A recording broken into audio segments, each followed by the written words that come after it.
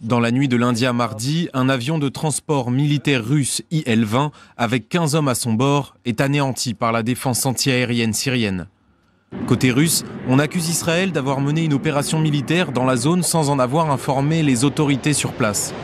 L'information n'aurait été communiquée qu'une minute avant son déclenchement. L'avion russe aurait été abattu dans la confusion.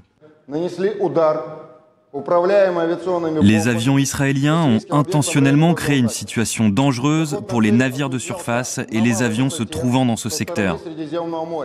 Les actes du ministère israélien de la Défense sont contraires à l'esprit du partenariat russo-israélien et nous nous réservons le droit de prendre des mesures.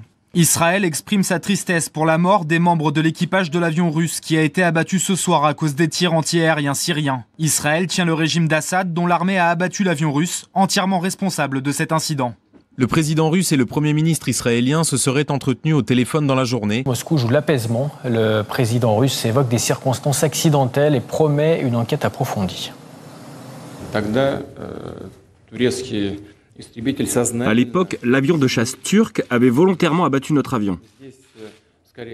Ici, cela ressemble plutôt à un enchaînement de circonstances accidentelles tragiques. Israël n'a pas abattu notre avion. Ils ont intentionnellement procédé à cette provocation. Les actions irresponsables des militaires israéliens ont mené à la mort de 15 militaires russes. Ici, cela ressemble plutôt à un enchaînement de circonstances accidentelles tragiques.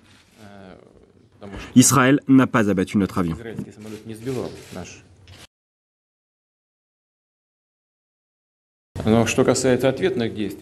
Quant à la riposte, la réaction russe consistera à renforcer les défenses de l'armée russe et ses installations déployées en Syrie. Ce seront des mesures que tout le monde remarquera.